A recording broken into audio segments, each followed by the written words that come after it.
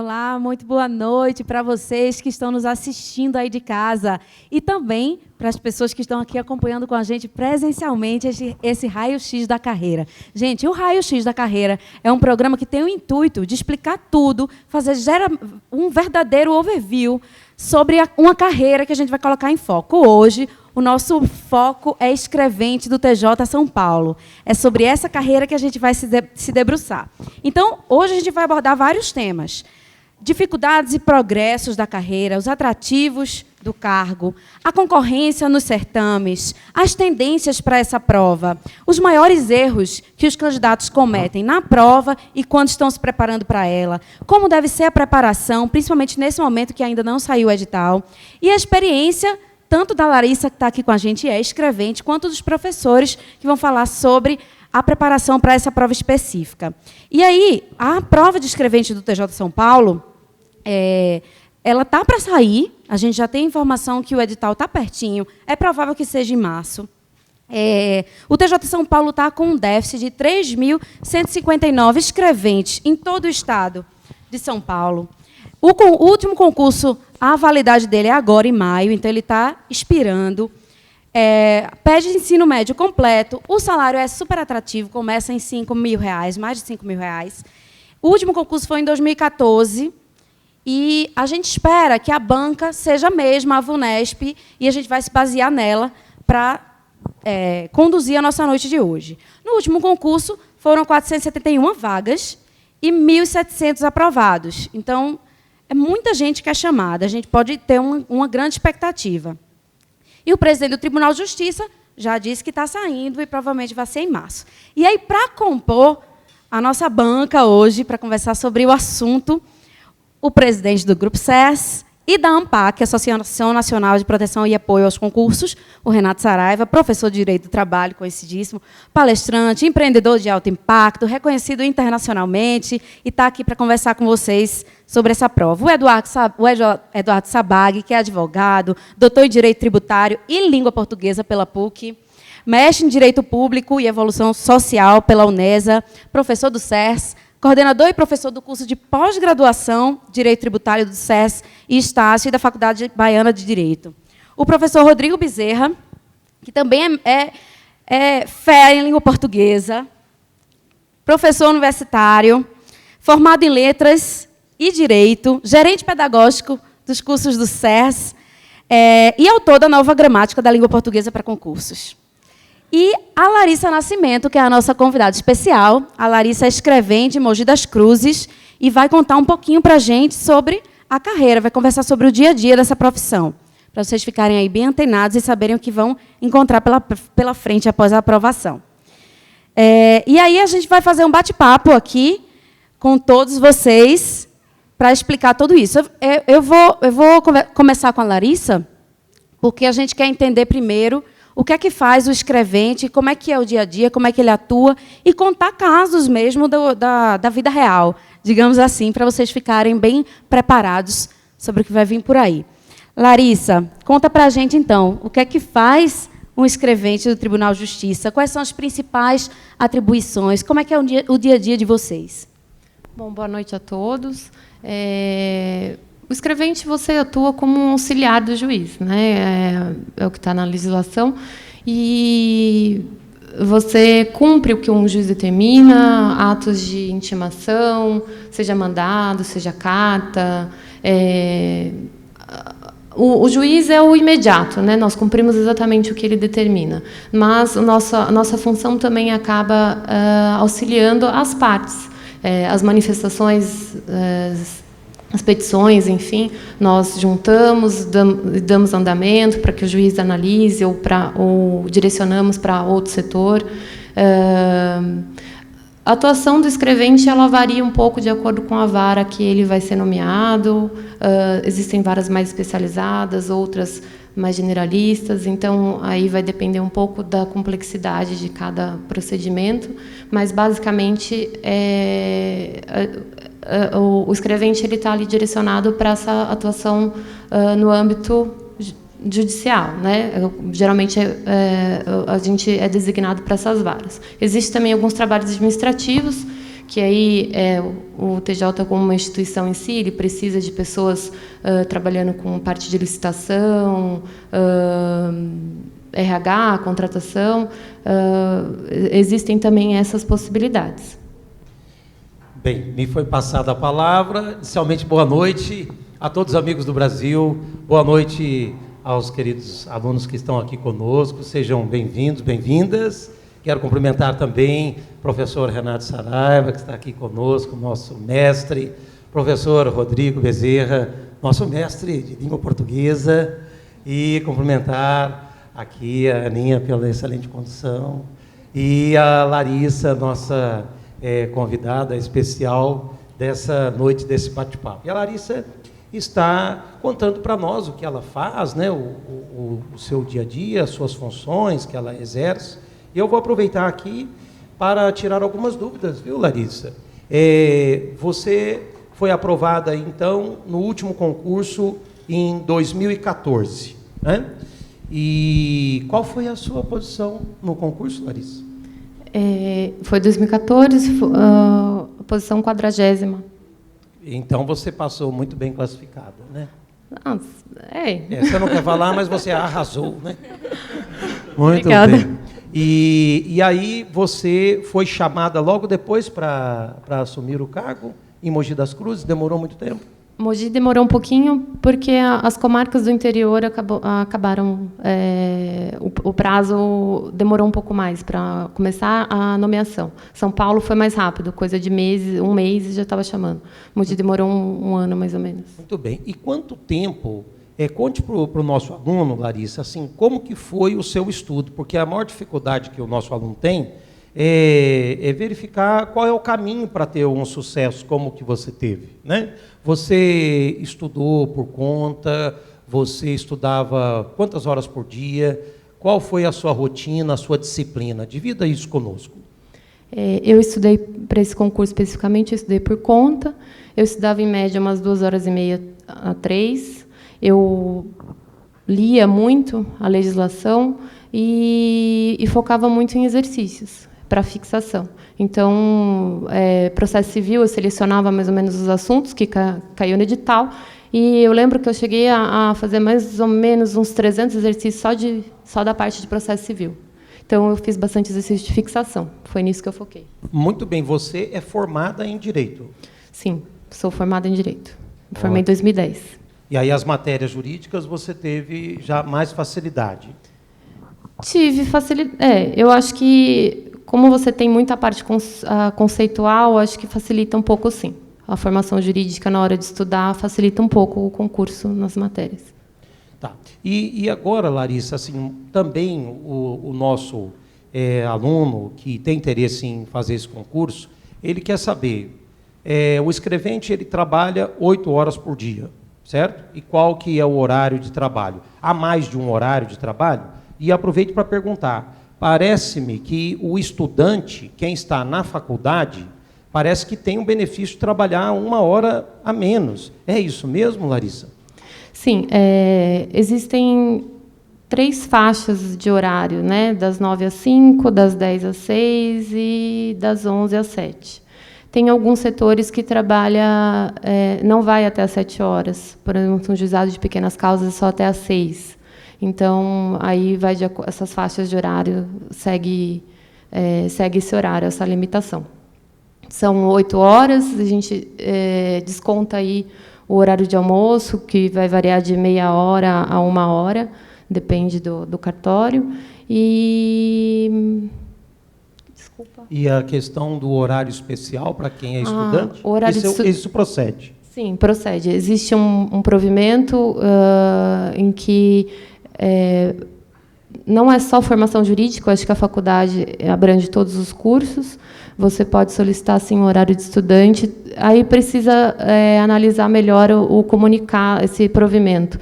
Tem alguns critérios que o candidato tem que seguir. Por exemplo, tem que ser um curso você tem que apresentar frequência, porque senão depois você tem que repor essas horas, né? Você está em prejuízo do tribunal.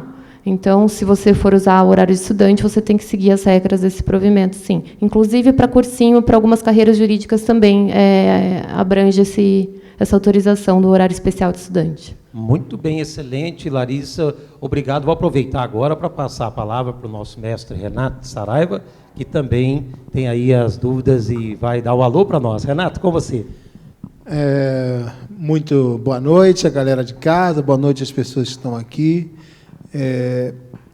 Muito feliz de estar aqui. Parabéns, Larissa. A Larissa é muito modesta, né? Passou entre os primeiros colocados. Primeiro, uma correção. Na verdade, eu não sou presidente da ANPAC, eu sou vice-presidente da ANPAC. O presidente é o doutor Marco Antônio, que é diretor do curso da MAS. Marco Antônio, um abraço para você, amigo. Ele é o presidente, eu sou apenas vice-presidente. E, gente, é muito importante, né? Existe uma diferença muito grande entre o concurseiro amador e o concurseiro profissional.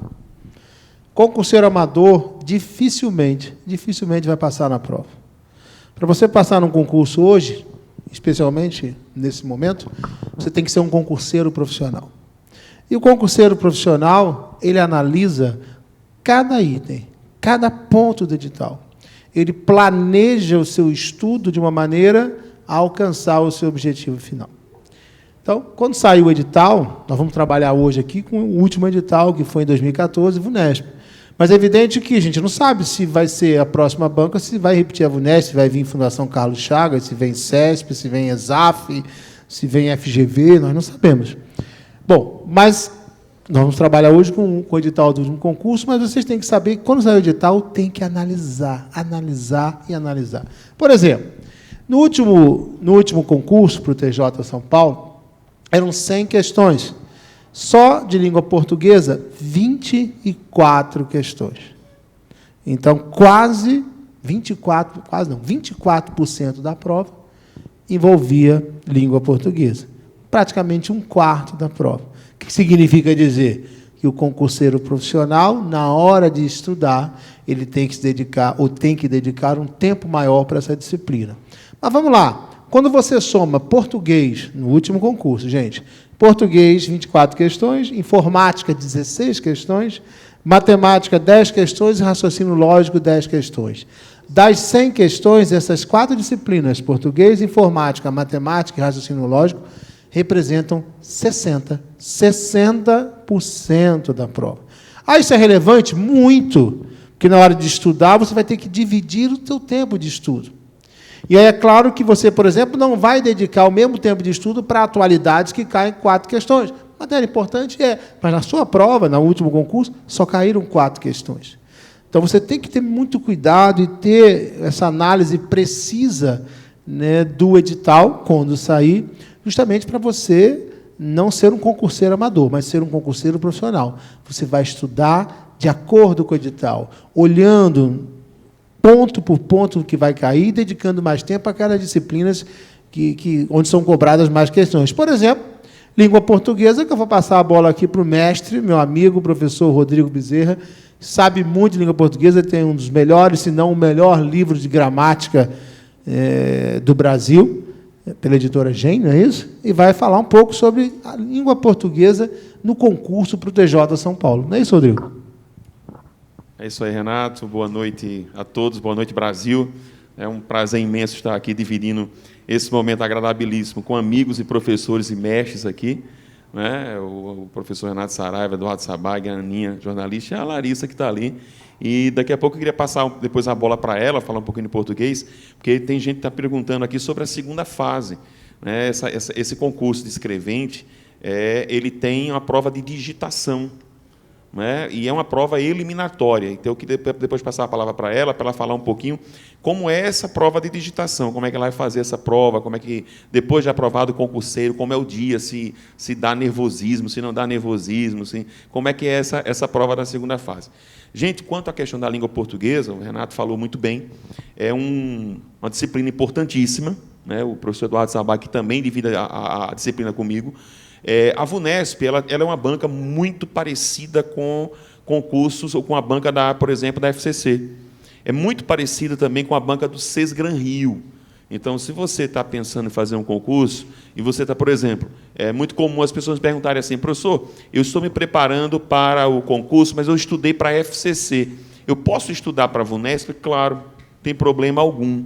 Outra, Os conteúdos gramaticais que são cobrados pela VUNESP, eles não são conteúdos gramaticais densos. Não são as perguntas, eu tive a curiosidade de olhar as provas da VUNESP, ou pelo menos boa parte delas, e as provas não são difíceis, não são provas, por exemplo, diferente da ESAF, em que o concurseiro pega uma prova extremamente pesada, extremamente densa. Não é uma prova, por exemplo, do CESP-UNB, em que você vai pegar cheio de pegadinhas, ou uma prova da FGV. É isso que a FGV tem alguns posicionamentos que só Deus sabe, não é? Algumas questões que são feitas efetivamente para maltratar, para derrubar. A VUNESP não. A prova vem, provavelmente, das 24 questões, vocês devem pegar aproximadamente 50% envolvendo interpretação de textos. É disso para mais. É uma prova bem textual. Né? E os conteúdos gramaticais da VUNESP, eles são extremamente objetivos. Então, você vai encontrar, por exemplo, uma questão assim: assinale a alternativa em que a pontuação do período está de acordo com a norma padrão. Ponto. Ou seja, é uma prova em que ela vai pegar frases, muitas vezes descontextualizadas, e vai perguntar a você o que é que está certo e o que está errado. Ou seja, você vai ter que conhecer bem o conteúdo. Várias provas da VUNESP trazem, por exemplo, concordância. Não tem jeito, eu sempre digo. O Sabag pode afirmar isso também. É um conteúdo do qual você não pode se apartar, tem que conhecer. E aí, uma curiosidade, eles vão cobrar regras que são bem específicas. Não adianta, é diferente da FCC. A FCC tem uma curiosidade. A FCC cobra 5, 6 regras na parte de concordância, mas cobra com um nível de dificuldade muito maior. A VUNESP não faz isso. Ela cobra regras diversas da parte de concordância, portanto, você vai ter que ler o assunto inteiro, mas a cobrança não chega a ser tão complexa. Mesma coisa na parte de regência. Tá? Então, é uma prova que vai distribuir muito. Interpretação de textos. O último edital trouxe a parte de morfologia. Então, assim, é uma banca que gosta muito de perguntas que eu digo até são simples. Por exemplo, assinale a alternativa em que o vocábulo é classificado como pronome. Ponto. Ou seja, vai colocar alguns vocábulos que apresentam duplicidade, né, de classificação, um vocábulo que pode ser um pronome, pode ser adjetivo, pode ser advérbio ao mesmo tempo. Você tem que saber como é que você desenvolve isso aí. Então, a prova de português, ela, apesar de ser longa, eu diria assim, não fiquem desesperados. Agora, sim, também não dá para baixar a guarda. Tá? Não dá para baixar a guarda. Por quê? Porque eles vão cobrar regência, vão cobrar colocação pronominal, crase e pontuação na parte de sintaxe e concordância. E na parte de morfologia, as 10 classes morfológicas e interpretação de textos. Eu recebi muitas perguntas, porque o último edital tem uma parte enorme, inicial, análise, compreensão, ponto de vista do autor, estruturação do texto. Relaxem, fiquem tranquilos, isso não é difícil. Tudo isso a gente joga no bojo da interpretação de textos. Ok? Então, assim, eu vou passar a palavra rapidamente para a Larissa, para ela responder essa parte aí da segunda fase. Então, você que está pensando em fazer o concurso, preste atenção agora, porque não é só passar na prova objetiva. Você vai ter uma prova, que é uma prova de segunda fase, que é uma prova de digitação. Não é isso, Larissa? Isso Fala mesmo. um pouquinho sobre essa prova e como é que foi a tua prova. A segunda fase, ela é uma prova de digitação. Você fica um pouco nervoso, porque você tem que digitar um texto que eles te passam, né? Vem o texto numa folha sulfite, e você tem que digitar aquele texto em determinado espaço de tempo. Então, é um software deles, não é um programa que a gente está acostumado, usual em casa, né? É um programa deles, e você tem que digitar o mais rápido possível para conseguir naquele tempo. Mas é um tempo tranquilo. O que você tem que administrar bem é o seu nervosismo e a sua ansiedade. Eu consegui fazer. Eu não tenho curso de digitação, não consigo ver o texto e digitar sem olhar a tela. Eu tenho que olhar um pouco a tela. Não tenho.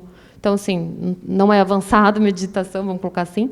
Mas eu consegui digitar tudo e voltar e corrigir erros de alguma palavra, alguma letra que eu coloquei, bati errado, uma vírgula, alguma coisa, um acento que eu esqueci, eu consegui arrumar tudo. Então, eu digitei e ainda consegui voltar para corrigir.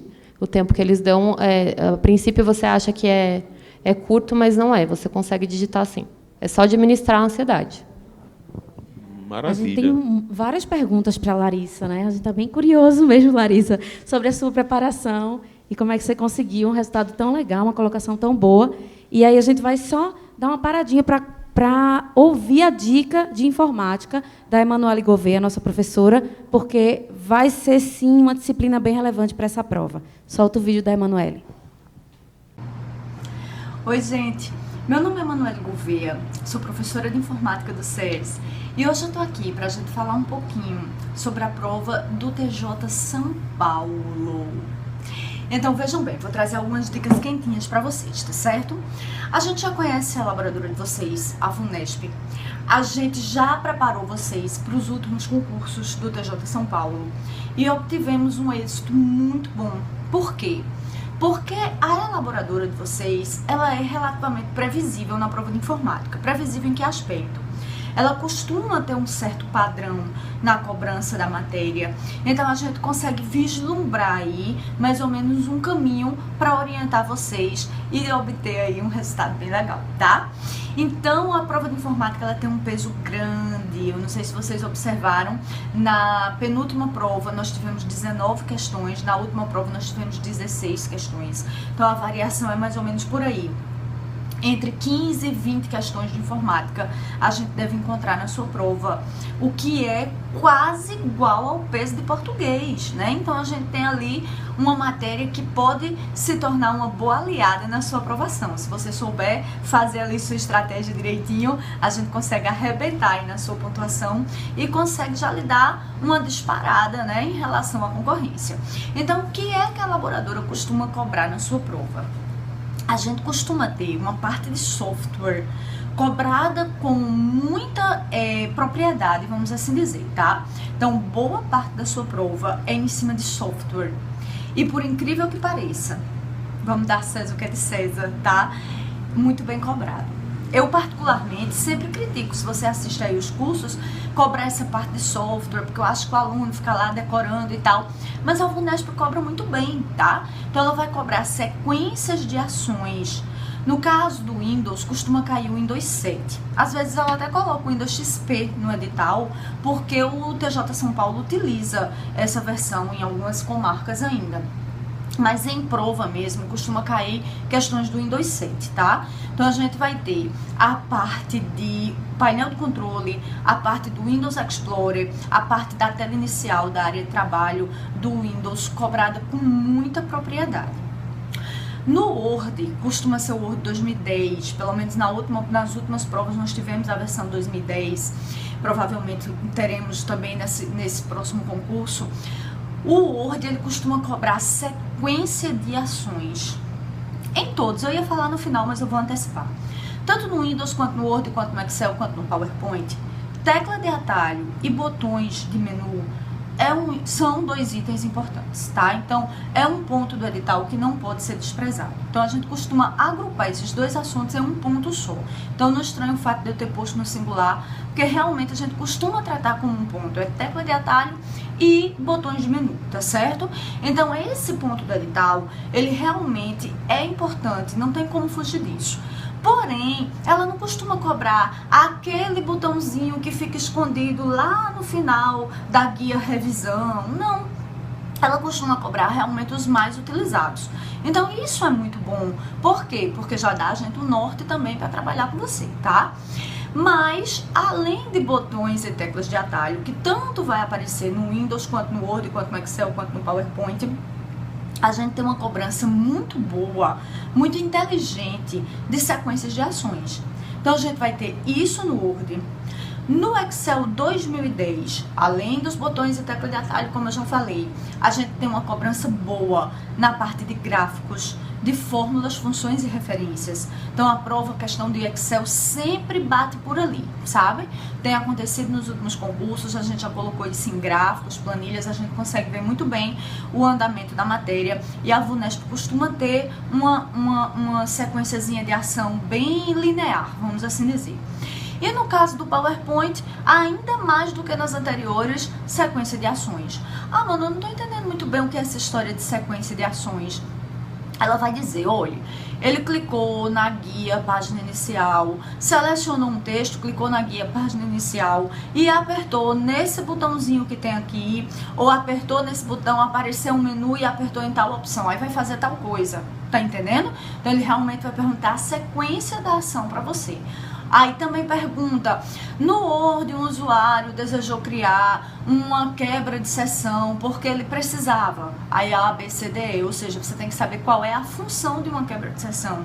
Ou seja, são perguntas inteligentes, eu acho, né? Vai direto ali na funcionalidade e não ficar cobrando para você a tecla de atalho, não sei o que, não, ele é bem objetivo, tá certo? Uma outra coisa que deve vir em sua prova para fechar é a parte de web, navegação web, e a parte de correio eletrônico. Então, eles costumam cobrar bem explorado as questões desses serviços, os protocolos, a forma de funcionamento, as partes do e-mail, a questão da segurança agregada a esses dois serviços. Mas também nada muito técnico, nada muito aprofundado. A gente aí consegue também fazer um trabalho bem legal com vocês, tá bom? Então, essas são as dicas para o TJ São Paulo. Eu espero que vocês tenham aproveitado e confiem que a gente sabe aí o caminho das pedras, tá?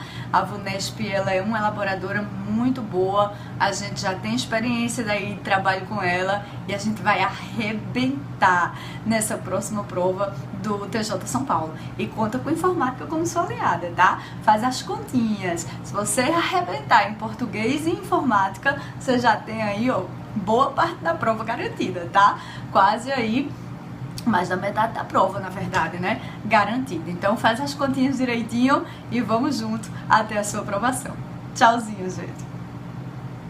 Gente, queria saber se vocês que estão aqui com a gente agora têm alguma pergunta para fazer para a Larissa, alguma curiosidade sobre o cargo, sobre o dia a dia da profissão, sobre a prova, sobre as etapas. Alguém quer perguntar alguma coisa para ela? Fiquem à vontade. Se alguém tiver alguma coisa presente, fique à vontade para levantar a mão, que a gente vai com o microfone.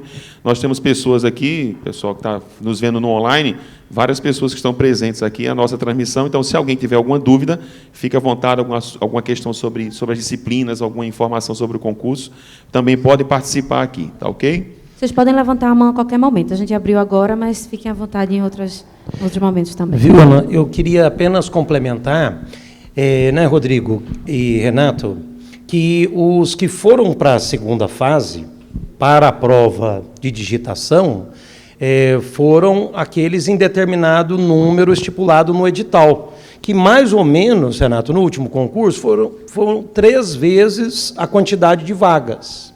Né? Então, assim, o importante é que vocês consigam a melhor pontuação possível para que vocês estejam ou venham a estar nesse grupo que vai para a segunda fase.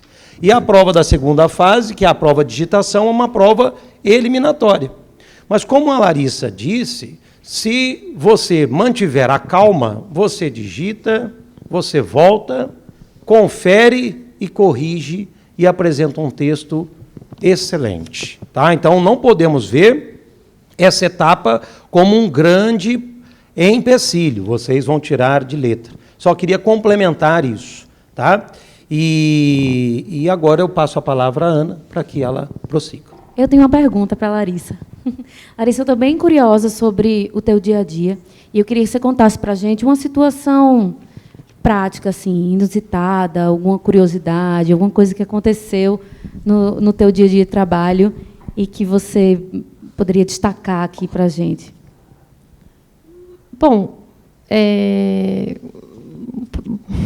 o processo ele é linear, então a gente acaba fazendo, as nossas atividades são sempre as mesmas, né? Se a gente for pensar assim, a gente não foge muito. O que aparece alguma coisa inusitada, às vezes, é o público, né?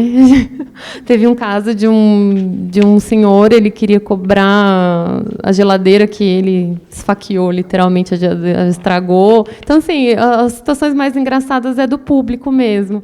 Do processo, não tem muito assim do que variar. O TJ ele é informatizado, então é muito padronizado, é muito tranquilo de trabalhar.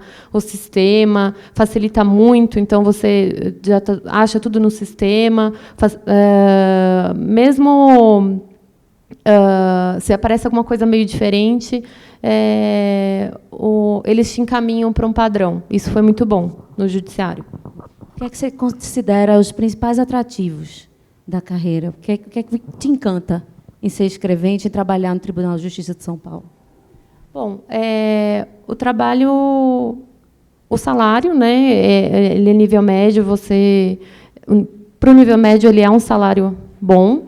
E você sobra tempo para quem gostaria de algo mais, sobra tempo para você estudar. Foi um dos motivos que eu decidi tomar a posse, né, quando fui nomeada. Falei, bom, vai sobrar um tempo para eu me dedicar para uma carreira, né, um nível superior, analista, enfim. E você tem, dentro do Tribunal de Justiça, você tem possibilidade de ir atrás desses outros cargos, de chefe, diretor, quem gostaria de seguir carreira efetivamente. A estabilidade, que, sem dúvida, hoje fez muita diferença. Acho que, no meu caso, eu vim da iniciativa privada, talvez eu não... Hoje eu faria parte desse número de desempregados, talvez, né? Eu não sei o quanto eu teria sido atingida. E é basicamente isso. Sabag, só interrompendo um minutinho, como é interessante. A gente vê, né, um concurso para escrevente, o TJ nível médio. Mas tem muitas pessoas com nível superior que fazem esse concurso. Ela, Larissa, é um exemplo disso, ela é formada em Direito. Então, não pense porque é nível médio que vai ser mais fácil, não. Às vezes, o concurso para nível médio, ele, às vezes, é mais difícil até que um concurso para analista, para nível superior. E é legal porque muitas pessoas fazem esse concurso para escrevente, como muitas vezes pessoas ficam, e outras fazem como um concurso chamado concurso trampolim. Ou seja, você faz, você se torna escrevente, você passa a ter, como a Larissa fala, a sua estabilidade.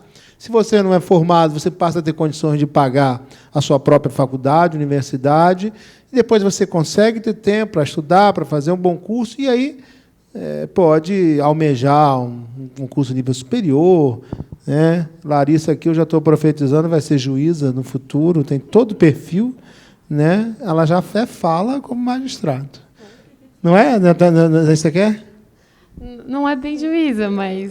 É o que você quer? Fala, é o quê? Eu gostaria da área fiscal. Eu acho que uma auditora fiscal, acho que é mais a minha praia. Nossa, legal. Mas ela não tem a dúvida que você vai alcançar isso, viu? Você fala muito bem, é muito preparada, é muito gentil também. Então, isso é muito importante você saber que não é porque é nível médio que só pessoas de nível médio vão fazer. Muitas pessoas com nível superior, né, Larissa? Até seus colegas lá, muitos têm nível superior, não é isso? Eu acho que onde eu estou hoje, 50% tem nível superior. São formados em Direito, aliás. Olha aí. Tem uma colega que está levantando a mão, ela vai fazer a pergunta e eu repito, pode ser? Para não atrapalhar a gravação. Diga lá, como é seu nome? A Natália está ali, linda, querendo fazer uma pergunta. Diga, Natália. Eu gostaria de saber se o cargo de escrevente concede aquele tempo mínimo de 3 anos necessário de atividade jurídica para você prestar um concurso de juiz, por exemplo. Ela está perguntando se o cargo de escrevente técnico, né, de escrevente judiciário, se o tempo que eu tenho como escrevente, eu posso computar os 3 anos, né, de prática jurídica que alguns concursos exigem. Não é isso, Larissa? Tem algumas funções que sim, outras não. Então, aí teria que analisar melhor quais são porque, assim, basicamente você é escrevente, mas você pode ser escrevente de sala, que faz audiência, você pode ser um assistente jurídico do juiz. O assistente eu sei que vale. Agora, as outras funções... O meu que eu faço hoje, por exemplo, a minha função que eu exerço, não vale. Então, aí tem que analisar melhor. Eu não vou saber dizer com precisão. Existem as regras, né, estabelecidas pelas normas, e elas vão dizer quais as funções que você vai estar exercendo que lhe dão o tempo de prática jurídica ou que não lhe dão esse tempo, né? Obrigado pela pergunta, muito boa, por sinal. E, gente, antes de passar a palavra para o Sabag, só dizendo que o SES, né, nós temos cursos preparatórios já para o Tribunal de Justiça de São Paulo. Nosso curso online, as gravações começam dia 17, né, agora de fevereiro. Então, nós temos aí Rodrigo Bezerra, Eduardo Sabag na língua portuguesa, Ivan Marques, Ana Cristina, Rodrigo da Cunha em processo civil. Nós temos Jairo Teixeira, que daqui a pouco vai dar uma palavrinha em matemática e raciocínio lógico. Emanuele, em informática. Atualidades com André Carneiro. Normas da Corregedoria com João Paulo. E administrativo com Matheus Carvalho. Constitucional com Marcelo Galante. Ou seja, uma equipe maravilhosa. Já no dia 17, né, o curso, inclusive, está com preço promocional. Dia 17 de fevereiro, agora, iniciam as gravações. E, para quem é de São Paulo, e se quiser fazer o nosso curso presencial, nós vamos ter turmas que começam a partir do dia 6 de março, tanto turmas pela manhã, como turmas à noite, voltadas especificamente para o concurso de TJ São Paulo. O SESI São Paulo, que funciona aqui na Rua Bela Sintra, 952. Venha nos fazer uma visita, tomar um café. Não é isso, Ana? Renato, só para completar, esse nosso curso online, ele vem com material complementar, simulados, plantão de dúvidas, aula de tira-dúvidas, ou seja, é um curso maravilhoso, né? Curso denso. Denso, ou seja, fazer o curso do SESI esse para o TJ São Paulo é quase garantia de aprovação. E aqui no SESI, ao contrário de alguns por aí, a gente fica aproveitando a aula, não. A cada concurso, exatamente, nós montamos um curso para específico para o concurso. Seu concurso. Falamos a sua linguagem, exatamente, não é isso? O Sabag está doidinho para falar ali. Diga, meu mestre. Vocês vão falar, fizeram vários adjetivos para o Sabag, Ana, mas você esqueceu de falar que, além de tudo, ele é motoqueiro. Com certeza. E dos bons. Viaja o mundo aí de moto, né? E fenômeno nas redes sociais também, esqueci. Mais de 1 milhão de seguidores. Apesar da aparência, né? É um fenômeno, né? E a minha moto você tem que falar de 1.200 cilindradas. Isso ele está brincando comigo, gente, porque eu comprei uma scooter e ele disse que se recusa a andar ao meu lado numa scooter. Entendeu? Mas a moto dele é tão grande que ele tem 3 caixas de ferramenta, uma do lado, uma do outro e uma atrás. Porque deve viver enguiçando essa moto dele, né? Não, mas nós andaremos juntos, sobretudo por uma relação de emprego, você é meu chefe.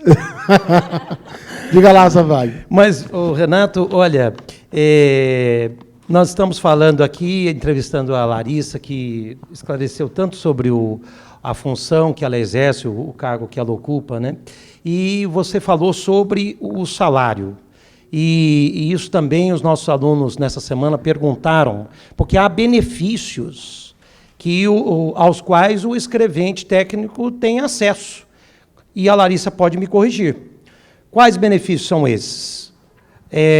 Saúde, vale alimentação e vale transporte. E o escrevente ele recebe isso em pecúnia no salário. Então, nós estamos falando de um valor. Os amigos de São Paulo têm ideia qual é o salário do escrevente? Não? Quer dizer, vocês vão prestar e não estão ligando para o salário. Muito bem. Coisa linda. Mas a notícia que nós temos para lhes dar é ótima. Nós estamos falando hoje de um salário que gira em torno de R$5.000. Agora, o mais interessante, Renato, é que se o escrevente ele tem curso superior, isso é muito bom, você tem um percentual em cima do salário. E se ele exerce determinada função, isso também aumenta o salário. Então, nós estamos falando, Larissa, você vai me corrigir, porque eu peguei essas informações assim de pessoas para animá-los. Olha, estamos falando de um inicial de 5.000, chefe do setor pode chegar a 7.000, 7.000. E o diretor, que é aquele cargo máximo do setor, pode chegar a 13, 14 mil reais. É claro que isso, com o tempo, não é do dia para a noite, mas nós estamos falando de uma carreira que permite essa ascensão, que valoriza quem tem faculdade, que valoriza o seu trabalho, e isso é muito importante. Não estamos falando de uma carreira que você vai entrar e vai ser esquecido, né, na repartição. Então, Larissa, esses dados procedem, né? Sim, procedem. Eles foram publicados no Diário Oficial esse ano já. Eu não vou saber a data, enfim, mas o CNJ ele publica esse quadro de salários. Para quem tiver curiosidade, procurar no Google ali. Existem até outras faixas de salário, mas é mais ou menos em torno disso. Muito bem. Eu só queria, em público, você deve ter aí milhares de pessoas que estão assistindo isso, dizer que a Larissa foi tão gentil, tão generosa de vir, né, para cá, para trabalhar com a gente aqui nesse dia, aqui nesse programa, que, Larissa, você ganhou um curso online, o que você quiser. Escolha o curso e você vai poder... Tem auditor fiscal também, não tem, Itamar? Então, se você quiser um curso para auditor fiscal, você acaba de ganhar esse curso que você merece. Eu já lhe vejo auditor fiscal. Então, por favor, não passe na Rua Bela Sintra 952. Pelo menos exercendo a função. Eu agradeço. Agradeço a gentileza. E, Larissa, tem muita gente que está assistindo a gente em casa que também tem algumas curiosidades e mandaram algumas perguntas para você. O Rodrigo Josiane mandou uma boa noite e disse que não tem conhecimento nenhum em direito. E ele quer saber como é que ele pode estudar. Você teria alguma dica para passar para ele? Ele vai começar do zero. Fora o curso do SERS. Eu acho que o cursinho, nesse caso, ele vai auxiliar. Mesmo que ele não tenha formação jurídica, auxilia, sim. E o que cai a parte do direito, ela não é tão complexa assim que você precise ter formação jurídica. Nós que somos formados, facilita, porque nós temos todo esse contexto, nós ficamos 5 anos estudando isso. Então, falar que não facilita seria uma grande mentira. Mas, quem não é formado, é plenamente possível, porque é a matéria mais básica, não menosprezando, mas é uma matéria geral e que é perfeitamente possível assimilar. Aproveitando, gente, para responder a pergunta também, complementando a lei do Rodrigo, como eu acostumado a montar cursos do SERS, trabalhar muito com concurso público, as provas, só endossando o que você está falando, as provas da VUNESP são provas bem tranquilas. Então, assim, nada que eu vou, obviamente, falar e enaltecer o curso do SERS, nada que você fazendo o curso do SERS, com a orientação dos nossos professores, você não consiga fazer a prova de direito. Né? São perguntas bem objetivas, delimita exatamente, os artigos são bem específicos, parece muito com a FCC. A FCC, para concurso de nível médio, cobra muito a letra da lei. Então, se você pegar a orientação do professor com o material que nós temos no curso em PDF, você conseguir ler, eu tenho certeza absoluta de que você consegue fechar a parte de direito tranquilo. Eu diria que a parte mais preocupante do concurso, é o que o professor Renato já falou, é justamente a parte que vai envolver português, raciocínio lógico, matemática e informática, né, porque nós não sabemos o que eles podem perguntar. Tem, nós temos aí, Aninha, não é isso aí? Temos sim o vídeo do Jairo, e eu queria perguntar só ao Rodrigo, para completar, o Bruno mandou a pergunta se o edital não for da VUNESP, ou se houver uma mudança radical no conteúdo, o curso do SES vai estar adaptado? Boa pergunta. Como é o nome dele? O Bruno Andrade. Bruno, é o seguinte, fica tranquilo, nós já colocamos no curso SERS do online, seja qual for a banca, nós vamos fazer complementação de disciplinas e conteúdos.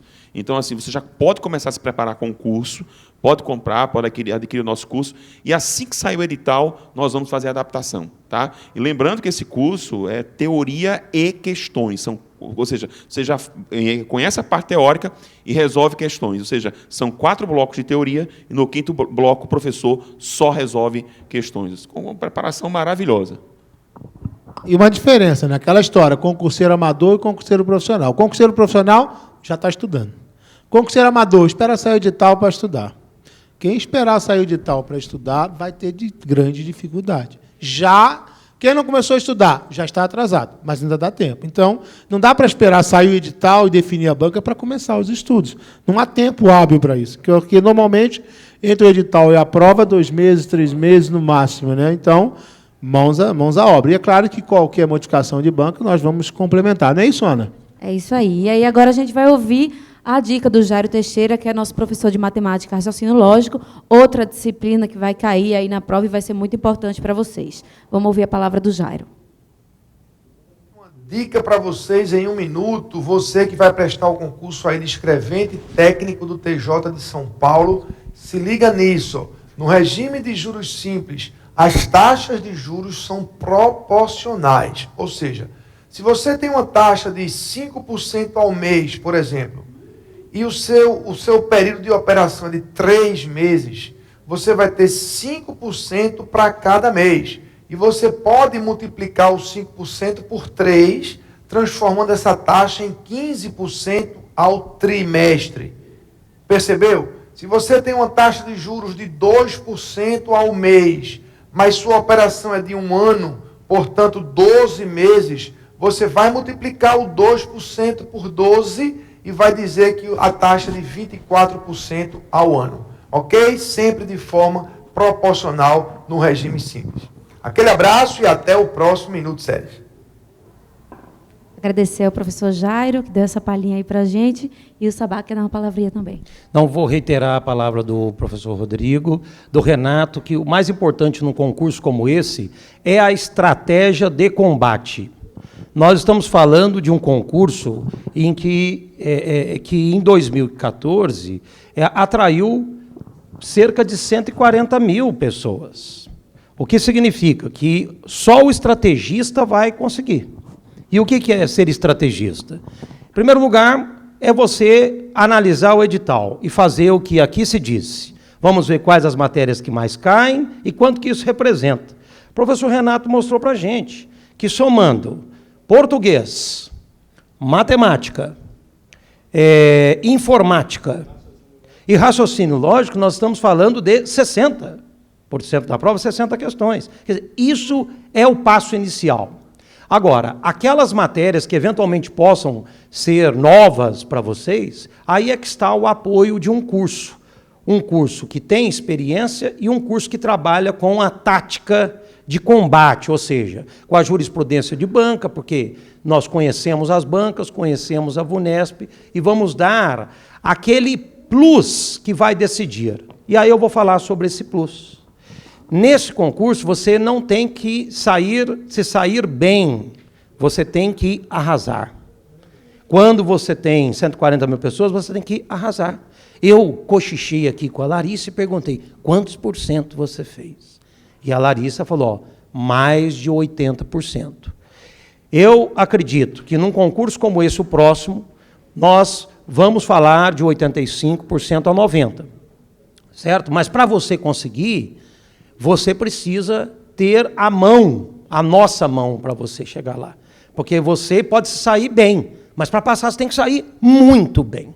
Então, é isso que vocês têm que saber. É um concurso para pessoas sérias, para pessoas dedicadas como vocês. Dá para passar, com estratégia, com vontade, e o SERS, quer no curso online, quer no curso presencial aqui na cidade de São Paulo, capital, que vai começar no dia 6, na segunda-feira depois do Carnaval, em uma ou outra modalidades, vocês vão ter a mão que vai resolver o problema. Você vai estar lá na lista de aprovados. Tá? Então é isso, é humildade em primeiro lugar, viu, Renato? A gente, quando entra num concurso, você tem que ter humildade para falar, eu preciso da ajuda para chegar lá. Como a Larissa, ela buscou o foco, a obstinação, estudou e chegou, apresentou o resultado de 80%. É isso. 78%, ela é modesta, né, Renato? 78%, ela disse. Quase 80%. Mas, gente, também é importante, duas coisas que Larissa falou que eu também, na minha época em que eu estudei, eu fiz alguns concursos públicos, e, modéstia à parte, eu era bom disso, passei em vários concursos, né, seja sargento da aeronáutica, oficial de justiça, escrevente, procurador. Primeira coisa, esse concurso tem que ler muito a letra da lei. Na parte de direito, tem que ler a Constituição 15, 18, 20, 30 vezes, tem que ler o Código de Processo Civil, claro, os artigos que caem na prova, tem que ler muito artigo de lei. E tem que fazer muitos exercícios. Você tem que conhecer a banca de forma íntima, muito íntima. E só como é que você só vai conseguir fazer no quê? Exercício. Porque aí você exatamente sabe o que a banca costuma cobrar, a forma como a banca consegue se expressar, e muitas vezes a questão é repetida. Não literalmente, mas eles mudam as palavras, mudam a ordem, e às vezes a questão é repetida. Então, gente, tem que treinar exaustivamente, muito, mas muitas questões. E aqui no nosso curso, e durante o curso, vamos ter alguns simulados também, para testar seu conhecimento. Muita atenção para os simulados. A gente percebe no SES que, às vezes, o aluno está estudando, está fazendo o curso, mas fica com preguiça de fazer o simulado. Ou então ele faz o simulado assim, ele pega domingo, na hora do Faustão, liga a televisão, ao mesmo tempo ele está com as redes sociais, o cachorro está do lado, e não dá. Você está fazendo um simulado, tem que fazer um simulado sério, sem celular, sem internet, sem ninguém, marcar o tempo, cronometrar o tempo e prestar atenção no seu resultado. Não se preocupe com o que você acertou. O que você acertou no simulado não interessa. Interessa o que você errou. Porque é melhor você errar no treino do que você errar no jogo. Então, o que você errou ali, sim, você tem que ficar atento. Bom, eu errei isso aqui, eu errei essas questões de português, eu errei essa questão de informática, e trabalhar em cima do erro, para que você não repita esse erro na prova. O que você acertou, desconsidera. Então, fazemos exercícios, ficar atento aos nossos simulados no decorrer do curso, serão situações fundamentais para a sua aprovação. Não é isso, Rodrigo? Renato, e aproveitando o professor Renato está falando aqui, eu recebi uma pergunta aqui, o que é que fazer na parte de interpretação de textos? É sempre uma pergunta que eu recebo. Professor, o que é que eu faço para melhorar a interpretação de texto? Olha, a única coisa que você vai fazer para melhorar a interpretação de textos é o que o Renato acabou de falar. Você precisa praticar. Porque a interpretação de textos, na verdade, ela é perceptiva. Ou seja, quanto mais eu treino, quanto mais eu faço questões, mais eu aguço a minha percepção. Eu sempre, quando eu começo a falar sobre a questão interpretativa, eu digo sempre que eu tenho uma notícia boa e uma ruim. Primeira, a ruim, é que ninguém ensina para ninguém interpretação de textos. Nós orientamos, a gente passa, olha, é por aqui, o caminho é esse. Mas, por a notícia boa, nós treinamos a percepção, nós treinamos a interpretação. Então, assim, professor, eu posso fazer questões de interpretação da FCC? Pode. Eu posso fazer questões da interpretação do CESP, o que hoje é o SEBRASP? Pode. Eu posso fazer questões da ESAF? Pode. Porque é interpretação de textos, não importa qual vai ser a banca. Claro, o ideal é que você esteja sempre treinando nas questões da VUNESP, né, ou da banca que sair do seu concurso. Mas a dica é assim, treinem. Interpretação de textos, coloquem como uma disciplina para vocês. Aí o que é que você faz? Todo dia ou toda semana, no seu horário, na sua grade, coloque 1 hora para você treinar a parte interpretativa. Ok? Lembrando que o nosso curso, gente, está com 150 horas de revisão, teoria e questões para a sua prova. E está com preço até o dia 17, com 40% de desconto. Então, corra lá no site, ou então vem aqui no balcão e adquira o nosso curso presencial aqui em São Paulo. Não é isso, Aninha? Exatamente. E a gente tem mais uma pergunta para a Larissa. O Murilo, que também está assistindo a gente em casa, está perguntando sobre a progressão do cargo. Existe um plano de carreiras para o escrevente do TJ? Existe a possibilidade, sim, de você exercer algumas funções. Essas funções são uma nomeação, são cargos de confiança, na verdade, né? Então, aí, lógico, com o dia a dia você se sobrepõe, você vai ganhar uma visibilidade e conseguir, sim. Eu já tive oportunidade surgiu uma oportunidade em 2 anos, né, um pouco tempo que eu estou no tribunal, eu até tive uma oportunidade de conseguir um cargo melhor. Então, você tem lá o chefia, o supervisor, o diretor, tem assistente, tem algumas possibilidades, sim. A questão é que é cargo de nomeação. Então, aí você tem que ser bom, né? Você tem que mostrar trabalho lá. Vai do seu desempenho, né? Vai do seu desempenho. Perfeito. Tem que ser bom, tem que ser politicamente correto, tem que ser bem relacionado, tem network, tem tudo. Ela só fala, coitada, ela não pode falar tudo, mas tem tudo. Tem que ser bom, é claro, mas também tem que ter bom comportamento, tem que ter um equilíbrio emocional, né, tem que ter um bom relacionamento, e aí as coisas naturalmente acontecem. Sempre tem espaço para quem trabalha direito, correto, de forma honesta. Agora, é claro, tem gente... Eu falo isso, gente, porque eu sou servidor público, eu estou com 48 anos. A natureza foi bondosa comigo, ninguém disse que eu tenho essa idade. Não podemos dizer a mesma coisa de Sabag. Mas eu tenho 48 anos e comecei minha vida como servidor aos 17 anos. Eu fui aluno de escola militar. Então, são quase 30 anos. Né? Porque, então, às vezes você tem um servidor que é muito bom tecnicamente, mas na parte emocional ele é um desastre. E aí depois ainda fica reclamando da vida, que não consegue ter um cargo em comissão, um cargo de chefia, mas cargo de chefia não basta ser bom cognitivamente só, ele tem que ter um equilíbrio emocional necessário até para poder comandar, muitas vezes, setores importantes dos tribunais ou até comandar seus pares. Não é isso, Larissa? Sim. O Renato, rapidinho, chegou uma dúvida aqui. Perdão. Não, eu ia falar a questão da proatividade, né? Eu acho que uma pessoa proativa acaba se destacando no qualquer meio, na verdade, né? Não só no público, no privado também. Mas a proatividade ajuda bastante você ganhar essa visibilidade e não ficar só ali, né, no que te mandam, ir atrás de outras coisas, ir atrás de outras atividades. e aí sempre tem alguém te olhando, um supervisor que, né, já vai lá, conversa com o juiz, fala, olha, gostei dela, ela tem esse perfil. As pessoas falam, as pessoas comentam quando você isso é muito desenvolve um bom trabalho. importante. Muito importante, porque às vezes, eu falo para os meus alunos, às vezes a pessoa quer passar no concurso público para se servir. E não é por aí. Se você vai se tornar servidor público, a sua missão é servir e não se servir.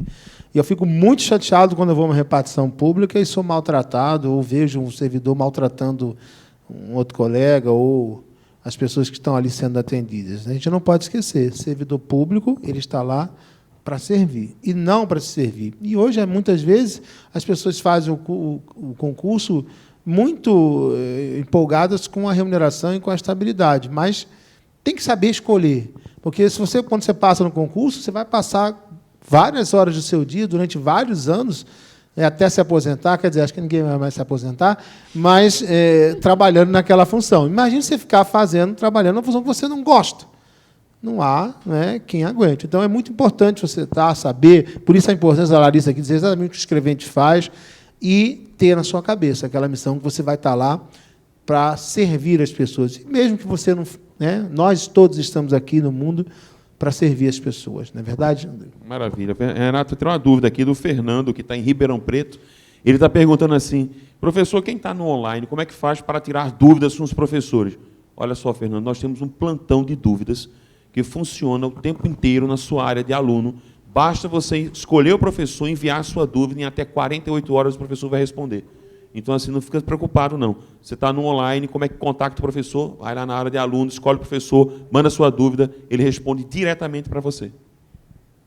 E ainda tem a aula Tira Dúvidas, né? Ao vivo, os professores reúnem as principais dúvidas e, no final de cada módulo, tem a aula ao vivo para tirar as principais dúvidas também. Uma aula extra. Gente, a Larissa arrasou definitivamente no concurso, continua arrasando na carreira dentro do tribunal, e a gente sabe que ela acertou 78%. A gente viu que as disciplinas de informática, matemática, português, elas juntam 60% da prova. Ainda não é suficiente. Então, tem outras disciplinas que a gente precisa ver também, não pode perder elas de vista. Por isso, a gente tem um outro vídeo, que é o do Matheus Carvalho, de Direito Administrativo, para mostrar para vocês também. Ele vem com uma dica importante. Nossa.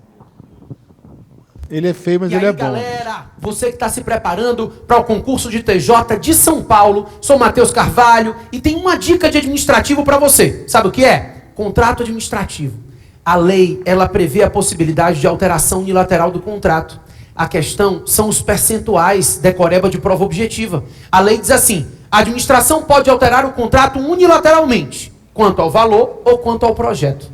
A alteração unilateral, ela poderá ser de até 25% para mais ou 25% para menos. Independentemente da concordância do particular, é possível acrescer ou suprimir o contrato em até 25%, com exceção dos contratos de reforma. Nos contratos de reforma, reforma de equipamento ou reforma de edifício, a administração pode unilateralmente acrescer o contrato em até 50% e suprimir em até 25%. Essa foi a dica de hoje. Dá uma olhadinha no nosso curso do TJ São Paulo. Valeu, galera. Olha aí a dica do professor Matheus. E está chegando muita pergunta para a Larissa. Larissa, se prepara, que você vai responder muita coisa. A Natália, ela queria saber como é que você se preparou, quanto tempo você levou para passar. Você fez muitas provas antes de passar nesse concurso? Você falou que estudava em média 2 a 3 horas por dia, mas como é que era a tua rotina de estudo? Como é que você separou as disciplinas? Como é que você se organizou? Na verdade, o concurso do TJ eu passei 2 vezes. Uma em 2012 e a outra em 2014, porque eu queria mudar da comarca onde eu fui nomeada no concurso anterior. Foram as 2 vezes que eu prestei o concurso. Lógico que outros concursos, anteriormente eu havia prestado outros concursos, mas o TJ foram os 2 e eu passei nos 2. Eu, particularmente, foquei no que eu achava que eu era melhor, né, que eu era boa. Foi mais ou menos a estratégia que eu segui para passar na OAB, e eu falei, bom, vou nessa estratégia também. Então, eu me dediquei ao que eu tinha mais facilidade, li tudo, na verdade, eu tentei estudar todo o conteúdo, mas eu falei, bom, eu tenho que ir no que eu consigo garantir. E aí eu fui para a área jurídica, lógico, né? E o português eu dei uma revisada, principalmente pontuação, regência, concordância, que são umas matérias mais, né, mais complexas, eu foquei nesse ponto. E a questão na matéria jurídica, que o pessoal dá uma assustada, principalmente quem não é da área, eu li a lei. Basicamente, eu li a lei, a norma da corregedoria também, acho que cai alguma coisa, pelo menos caía, não sei se no edital vai ser a mesma coisa. Tem no site do TJ, também não é difícil de acompanhar. E fazer exercício, muito exercício, muita prova, muito simulado, foi o que eu foquei. Ô Larissa, e como você já passou 2 vezes, a dúvida que não quer calar, você não vai prestar de novo, né? Não, eu acho que eu consegui, eu cheguei no objetivo dentro do TJ ali, da comarca que eu queria, eu cheguei e não vou prestar de novo. Maravilha. Vamos chamar mais um vídeo, então, da professora Ana Cristina, vai falar um pouquinho sobre processo penal também para essa prova. Esse é o nosso raio-x de carreiras TJ São Paulo. Então, vamos garantir esta aprovação? Sabe que uma questão certa, gente, sobre a ação penal diz respeito ao princípio da indivisibilidade da ação penal privada. Então, nós temos que nos lembrar que as ações penais privadas, elas são regidas pela indivisibilidade, porque não é permitida vingança privada, não é isso? Não é permitida vingança pessoal. Por isso, quando a vítima vai oferecer a queixa-crime, ela deve oferecer a queixa contra todos os possíveis infratores. Da mesma forma, se ela renunciar ao direito de queixa, a renúncia em favor de um, a todos aproveita. Mas, sem dúvida nenhuma, uma questão com grande chance diz respeito ao artigo 51. Nós sabemos que, uma vez oferecida a queixa-crime, a ação penal privada é disponível, a vítima pode desistir da queixa, desistir do processo, seja através do perdão, seja através da perempção. Só que o perdão é um ato bilateral, depende de aceite. Então, quando a vítima, durante o processo de ação penal privada, oferece o perdão a um dos querelados, a oferta deste perdão a todos se estende. No entanto, o perdão somente vai produzir efeitos em relação àqueles que o aceitarem. Por quê? Porque a ação penal privada é disponível, certo? E indivisível, mas o perdão é ato bilateral. Só se concretiza se houver aceite. Eu espero que você tenha gostado de todo esse nosso, veja, raio-x de carreira. E esperamos a sua aprovação no TJ São Paulo. Gente, acho que a gente reforça aqui as palavras da professora Ana Cristina. A gente deseja para vocês uma excelente preparação, uma excelente prova. Queria saber se quem está aqui ainda tem alguma dúvida, alguma coisa para perguntar para os professores e para a Larissa. Não? Então, acho que a gente encerra por aqui nosso raio-x da carreira de escrevente do TJ São Paulo. Queria saber se os professores têm alguma palavra final para a gente poder encerrar o dia. Eu queria que a Larissa desse a palavra final para todos aqueles que almejam, não é, esse cargo público, né? E aí, Larissa, fala aí um pouquinho, dá uma boa sorte para essa galera toda da Ticina em casa e a galera que está aqui presencial. Bom, eu acho que tudo que você procura, tudo que você almeja tem que ter um certo esforço. A dedicação que você vai empenhar, com certeza vem um retorno. E, enfim, eu acho que vocês têm que aproveitar a oportunidade de vocês poderem fazer um curso desse, aproveitar esse tempo que vocês estão aqui. Muitas pessoas não têm essa oportunidade, né? E eu acho que vocês estão na frente. Eu não consegui, por questões pessoais, fazer um cursinho né, igual ao SERES, mas vocês estão na frente de muitos candidatos. Eu acho que tem um grande diferencial. E, bom, para quem não é da carreira jurídica, tem a formação jurídica, eu acho que isso não é negativo. Então, não desista por conta disso. Às vezes, dá uma desestimulada, fala, tem bastante gente formada, eu vou ficar para trás. Não, acho que vai do seu empenho. A gente está até ajudando um menor aprendiz lá, né? A gente está incentivando ele, porque é possível. Então, não desista. Não desista de estudar, que o resultado vem. Muito obrigada, Larissa. Parabéns. Obrigada, professor Sabag. Obrigada, professor Rodrigo. Obrigada, professor Renato. Obrigada a vocês que vieram acompanhar aqui com a gente. E para vocês também que estão em casa, um grande abraço, uma excelente noite e até o próximo Raio X da Carreira. Até lá.